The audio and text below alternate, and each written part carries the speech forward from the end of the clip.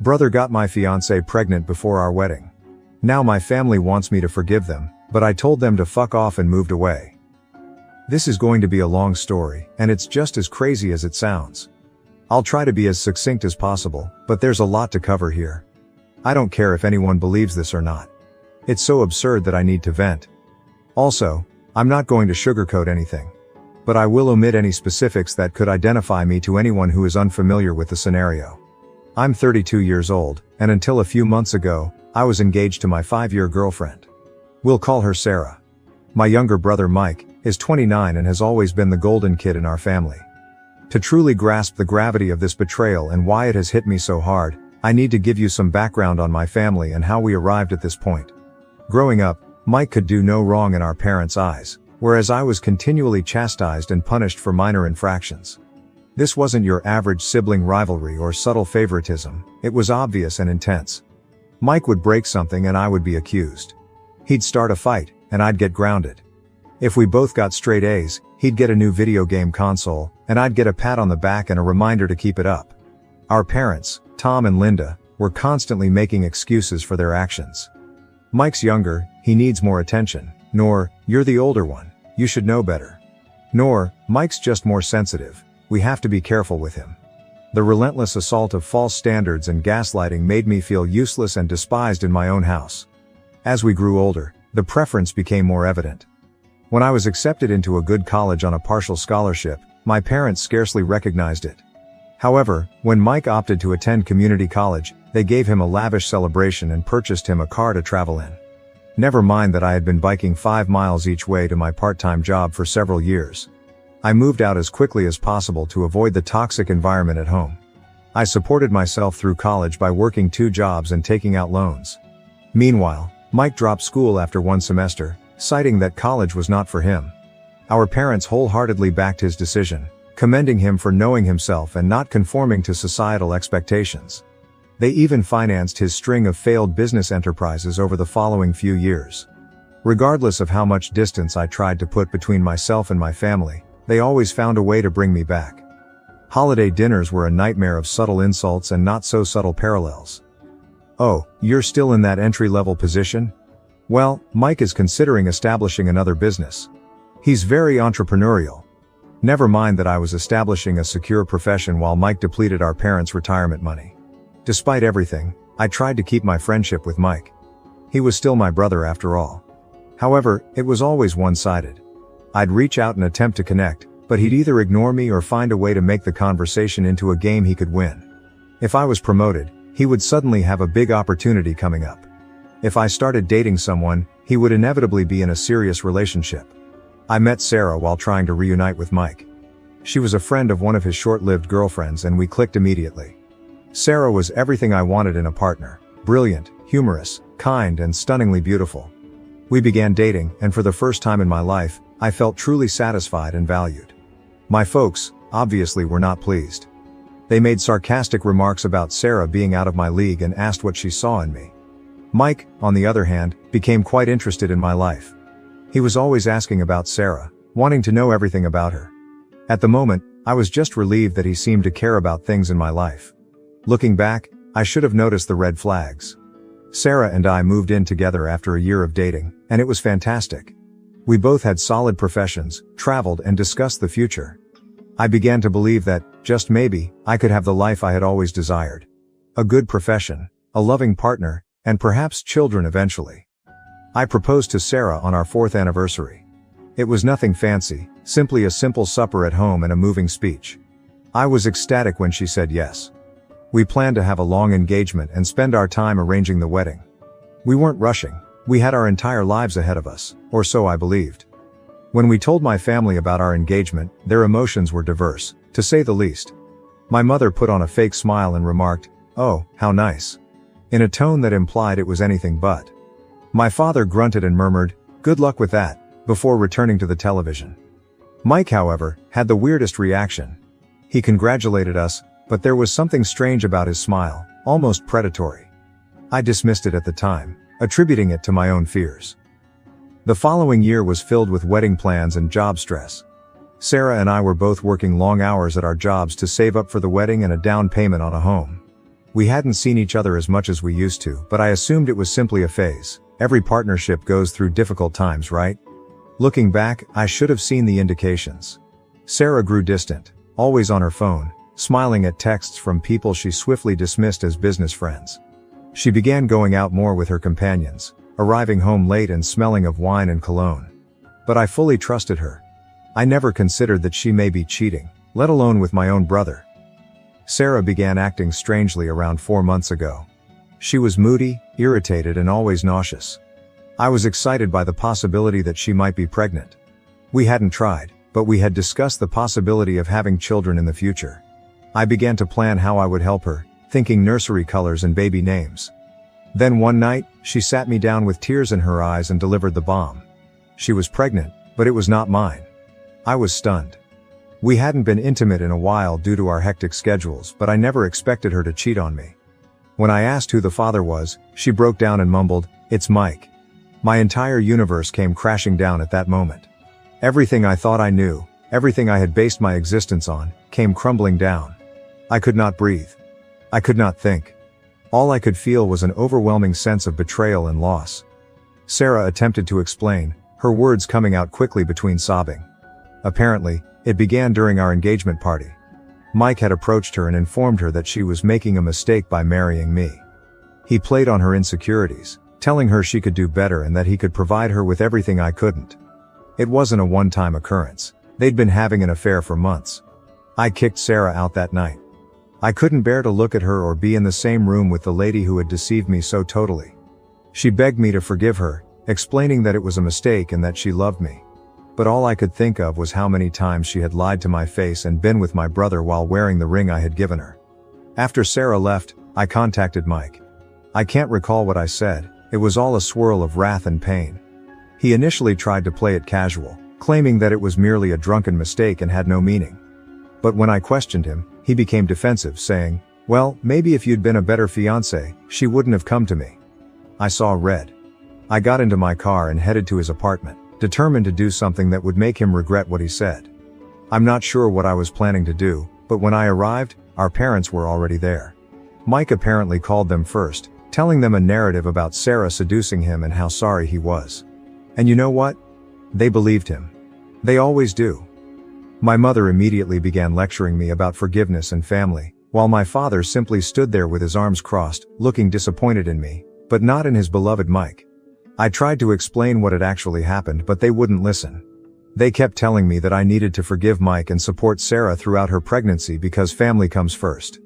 I lost it. Years of pent-up resentment and anger spilled forth. I told them exactly how I felt about their twisted sense of devotion, how they'd always favored Mike over me, and how they'd never taken my side or backed me. I told Mike that he was no longer my brother and that he had died. I told my parents they could have the son they'd always wanted because they didn't have me. I stormed off, ignoring their cries and pleads. I drove for hours with no destination in mind, only a want to be away from everything and everyone. When I eventually got home, I discovered dozens of missed calls and messages. Sarah begged for another opportunity, as Mike alternated between apologies and accusations. The majority, however, came from my parents, who demanded that I grow up and make amends. I ignored them all, rarely eating and sleeping. I called out of work, depleting all of my vacation days. I couldn't face anyone and couldn't handle the prospect of explaining what had happened. I just sat in my apartment, revisiting every detail of my relationship with Sarah and every interaction with Mike, trying to figure out where I went wrong. It has been 3 months now. I've relocated to a new apartment, changed my phone number and begun treatment to deal with all of this. But my family will not give up. Despite my efforts to cut off communication, they continue to intrude in my life. They've begun showing up at my office, attempting to ambush me and push a reconciliation. My mother confronts me in the parking lot, wailing about how I'm ripping the family apart. My father left harsh voicemails telling me to man up and forgive Mike. Mike himself has attempted to approach me several times, but I've managed to dodge him thus far. They've even dispatched flying monkeys disguised as extended family members to guilt-trip me into forgiving Mike. Aunts, uncles, and cousins I haven't spoken to in years are suddenly calling, telling me how important family is and how I should let bygones be bygones. It's as if they're in another reality where Mike and Sarah made a little mistake rather than a life-altering one. I received a message from Sarah yesterday. She is keeping the baby and intends to co-parent with Mike. And guess what? My parents are overjoyed to become grandparents, forgetting the circumstances and the harsh remarks they used to make when Sarah was with me. The letter was full of apologies and explanations, including how she and Mike discovered real love via this terrible scenario. She even had the nerve to suggest that she hoped we could all become friends eventually for the sake of the child. I am at my wit's end. Part of me wishes to sever ties altogether and start over somewhere else, perhaps moving to another state, changing my identity and creating a new life where no one knows about this mess. But another part of me is so outraged that I want to stay and fight, to show them how twisted up the situation is. I don't know what to do now. The treachery has had an impact on all aspects of my life. I cannot take being alone with my thoughts. I haven't even considered dating again. The idea of trusting someone like that scares me. I've also lost friends over this. Those who believe I should take the high road and reunite with my family. As if I'm terrible for refusing to play happy families with the people who have wounded me the most. The idea of Sarah and Mike raising a kid together, a child who should have been mine, is like a continual stab in my gut.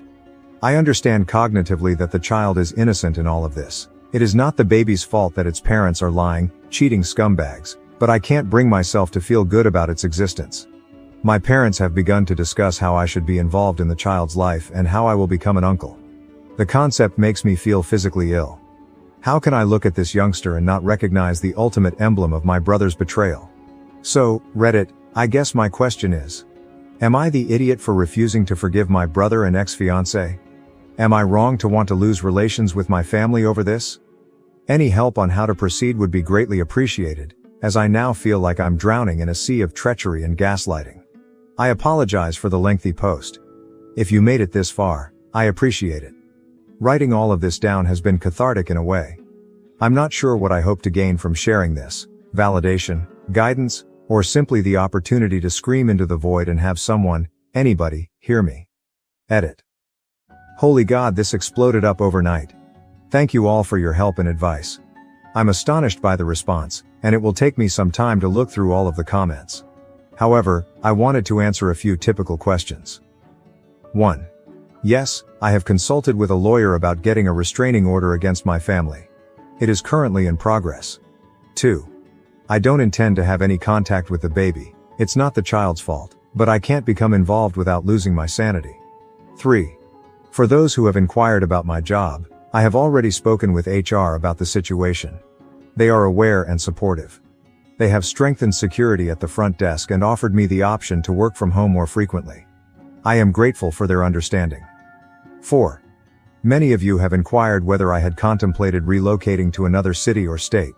It is definitely something I am thinking about. My company has offices in several other cities, so a transfer may be possible. I'm considering the advantages and cons. 5. To those suggesting a DNA test. Sarah acknowledged the affair, and the timeline is consistent. I see no reason to suspect the child is not Mike's. Even if it was mine, I doubt I could ever look at that child without thinking about this. 6. I've been overwhelmed by the number of people who have had similar experiences. It's upsetting to realize how widespread this type of betrayal is, but it's also strangely comforting to know that I'm not alone. Thank you all for being vulnerable and sharing. 7. To the individual who inquired if I had considered taking legal action against Mike for alienation of affection, I looked into it, but it is not recognized in my state. Even if it were, I don't think I have the energy for a legal battle right now. 8. Several people have noted that Mike's behavior appears narcissistic. I've started reading about narcissistic personality disorder, and much of it rings true. It helps me comprehend, but does not excuse, some of his acts. 9. Those who have inquired about Sarah's family are as startled and appalled as one could anticipate. They have cut off communication with her and have reached out to offer me their support. It's a minor comfort, but I value it. 10. To the individual who asked if I'd considered having my own children someday. Honestly, this entire experience has made me wonder whether I want to have a family at all. But I'm trying not to make any major decisions while I analyze everything.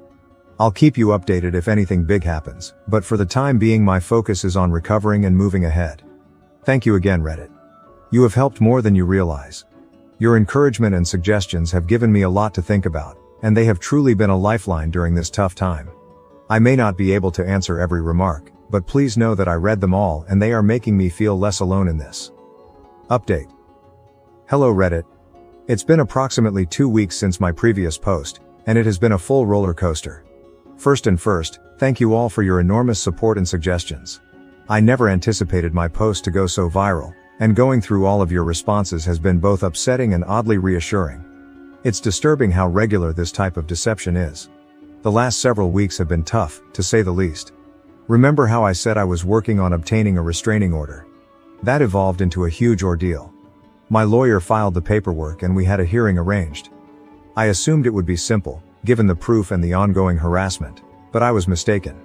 My parents arrived at the court with their own lawyer, some fancy guy in an expensive suit who likely charges more per hour than I do in a week. They attempted to portray me as the crazy one, claiming I was ripping the family apart over a simple misunderstanding, as if Mike had stumbled and fallen into my fiancée. Fortunately, the judge didn't buy it. She issued the restraining order against Mike and my parents, but only after my mother fell into tears in court and my father glared at me as if I had committed murder. The look on Mike's face, however, I swear if looks could kill, I would be dead. As we were leaving the courthouse, Mike attempted to approach me. My lawyer stepped in between us, reminding him of the newly issued restraining order.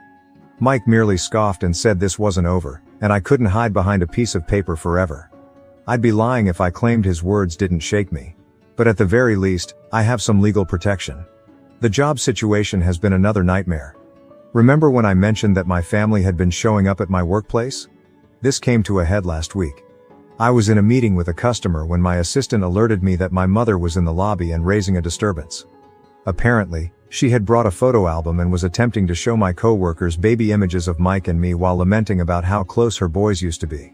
I excused myself from the meeting and went down to the lobby, where I discovered my mother surrounded by a number of uncomfortable-looking coworkers. She was in the middle of relating a story about how Mike and I used to bathe together as toddlers. When she noticed me, she attempted to rush towards me, talking about a baby shower, but I interrupted her. I told her she had to go right away or I would call the police and have her removed for trespassing and breaking the restraining order. Her expression was as if I had slapped her, but after everything they had put me through, I couldn't bring myself to care. Security let her out, and I had to spend the next hour performing damage control with my employer and coworkers. Fortunately, most of them understood, but I could tell some were wondering what kind of drama I was bringing into the office. But it was the fight with Mike that really threw everything off track. Last Saturday, I was in the gym, trying to let out some of my frustration on the punching bag. I was so into my training that I didn't notice someone approaching me until I heard his voice. I swung around and there was Mike, smirking at me as if he hadn't just broken the restraining order. He began speaking loudly enough for anyone surrounding to hear. I ordered him to go before I contacted the cops, but he laughed and said he'd tell them how I had threatened him and Sarah. That was when I lost it. I swiped at him, my first landing on his jaw. He stumbled backward before lunging at me. We ended up on the floor, trading blows like kids again. Except this time there were no parents to separate us, no one instructing me to be the larger person and let Mike win. I got in a few nice hits before the gym staff separated us. Mike's nose was bleeding, and I could feel my own swelling shut. We were both shrieking, trying to get free and get back at each other. The gym manager threatened to call the cops, which ultimately shook me out of it. I grabbed my belongings and fled. I was driving home, still shaking from adrenaline, when I received a call from an unknown number. Against my better judgment, I responded. Sarah was shouting at me about how I had broken Mike's nose and that he could require surgery. I couldn't help laughing. The ridiculousness of her being upset with me after what they'd done was simply too much. I apologize if I had upset her little boyfriend, whom she had been sleeping with behind my back for several months. She began sobbing, complaining about how anxious she was, how the baby could detect her pain, and how I could be so selfish. I hung up and blocked her phone. The aftermath from the brawl was severe. The news had spread like wildfire throughout our social circle. My phone was flooded with texts from friends and family members, some supporting me, others calling me out for assaulting my poor defenseless brother. Sarah's parents contacted me again, expressing their support for me and their displeasure in their daughter. It was a minor consolation, but at this point, I'll take what I can. The restraining order does not seem adequate anymore.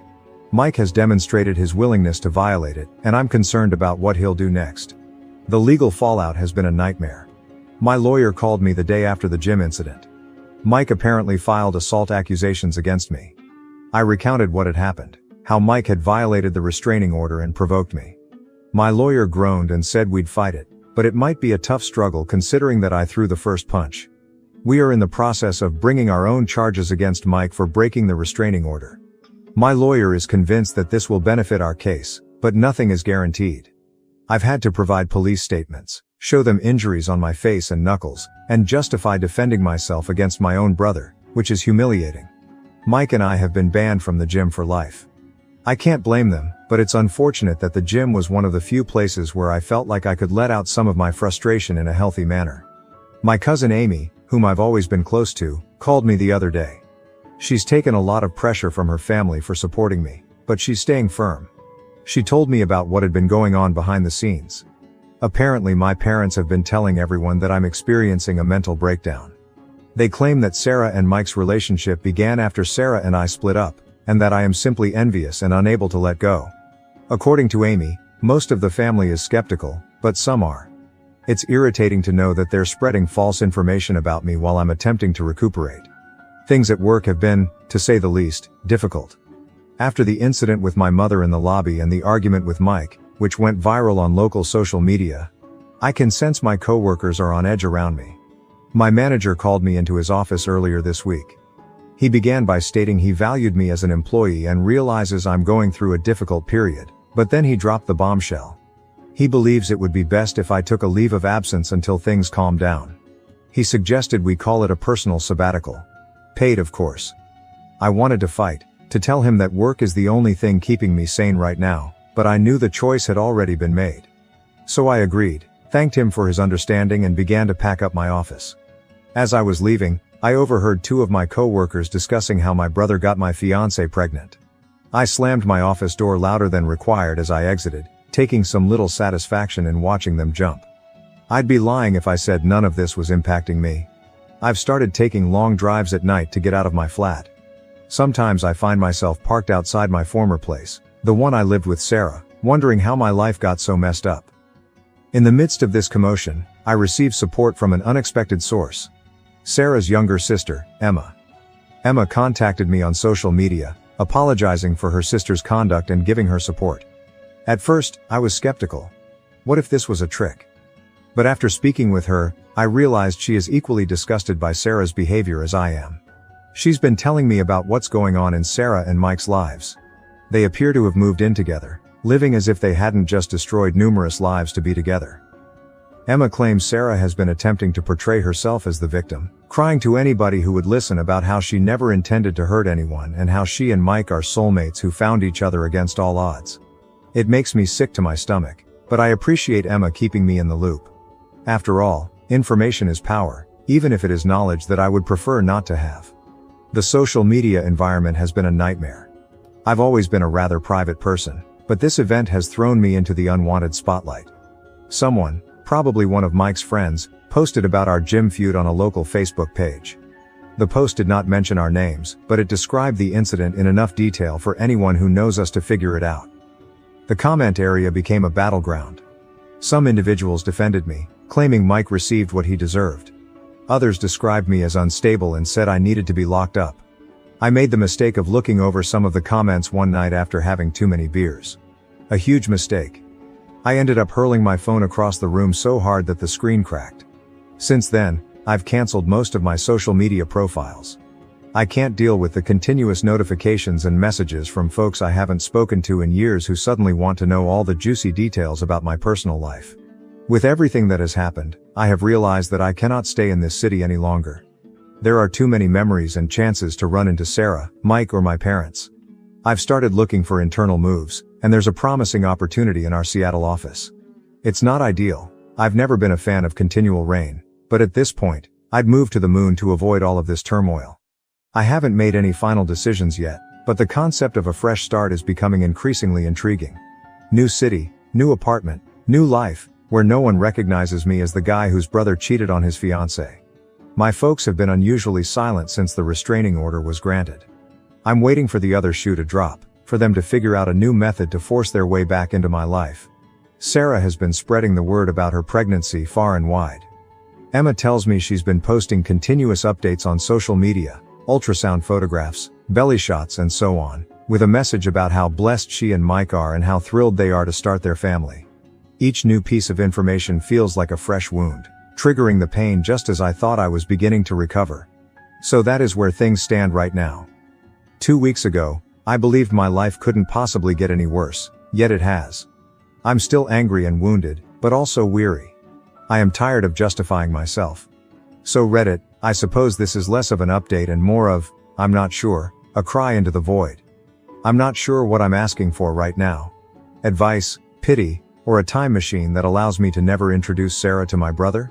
Whatever happens next, I will attempt to keep you all informed. Your encouragement has meant more to me than you can realize. It's nice to be reminded that there are still good individuals in the world, even when it feels like everything is full of betrayal and deceit. Final update. Hello Reddit. It's been a week since my previous update, and I'm here with what I expect to be my final post on this whole disaster. First and foremost, I'd like to thank everyone for their help and guidance throughout this journey. Your writings have been a lifeline in the worst times of my life. So where to start? A lot has happened in just 7 days, and I'm still trying to digest everything. I guess I'll start with the major news. I'm relocating.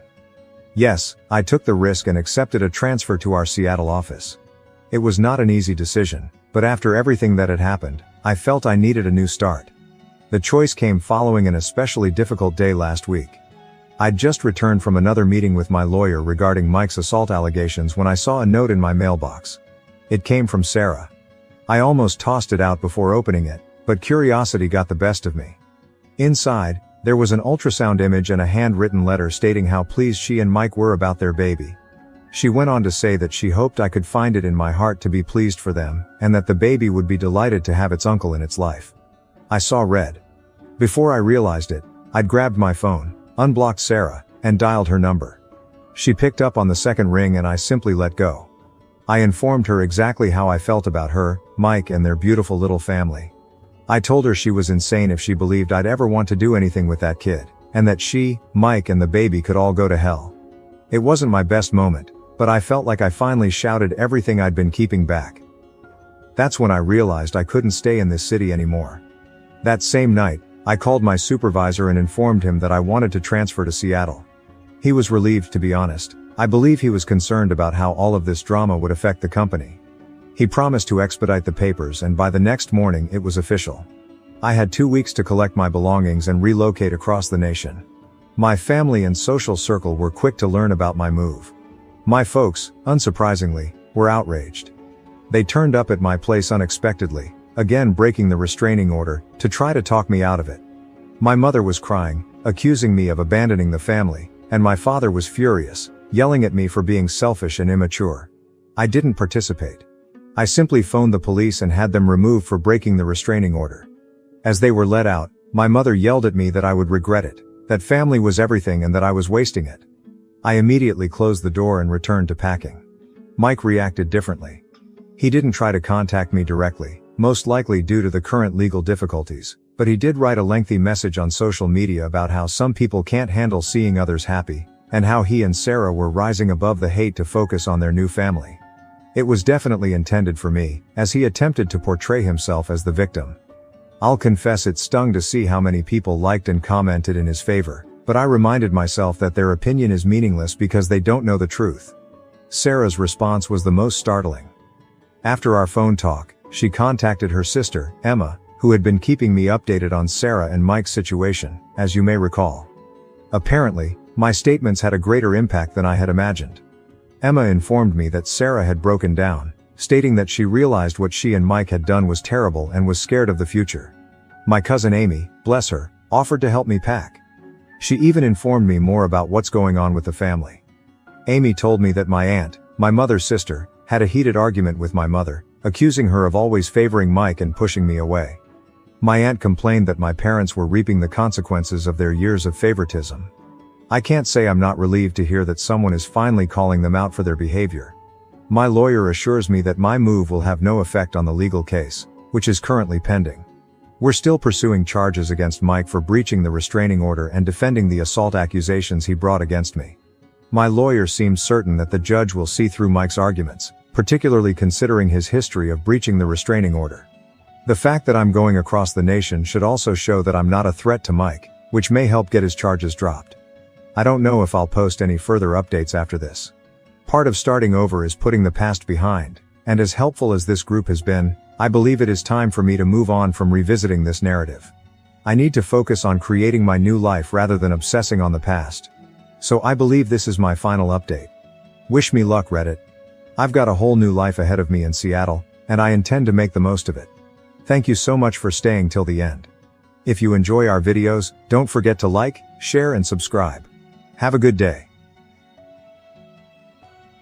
Thank you for watching. If you haven't subscribed yet, please do so and hit the notification bell to stay updated with more shocking real-life stories happening around you.